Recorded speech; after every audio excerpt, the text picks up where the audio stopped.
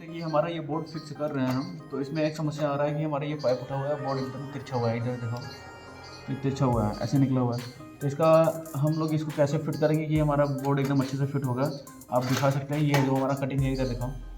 Hello friends, welcome back my YouTube channel. तो आज हम बात करने वाले हैं वॉल कटिंग में पाइप कैसे बिठाया जाता है, वॉल कटिंग कैसे किया जाता है, हमारा जो वायरिंग का होता है इलेक्ट्रिक वॉल कटिंग घरों में वो कैसे किया जाता है, वो सब हम आपको बताएंगे, पूरी जानकारी देंगे। जैसे कि अभी आप पीछे देख सकते होंगे एमसीबी वगैरह बैठ चुका है, तो अभी एक और एमसीबी बैठाना है, तो उसके लिए हम बताएंगे हम आपको।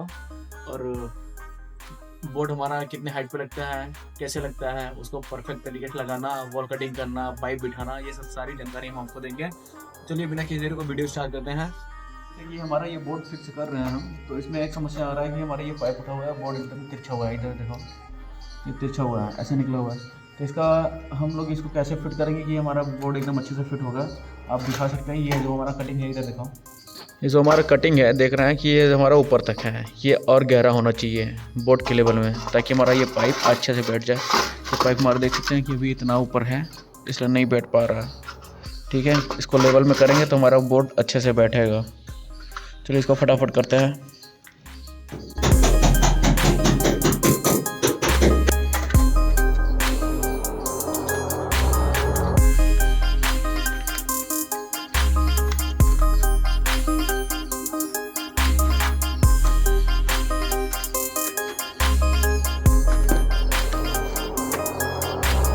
जैसा कि अभी देख सकते हैं हमारा बोर्ड बैठ गया, इतना प्लास्टर में हमारा आ जाएगा।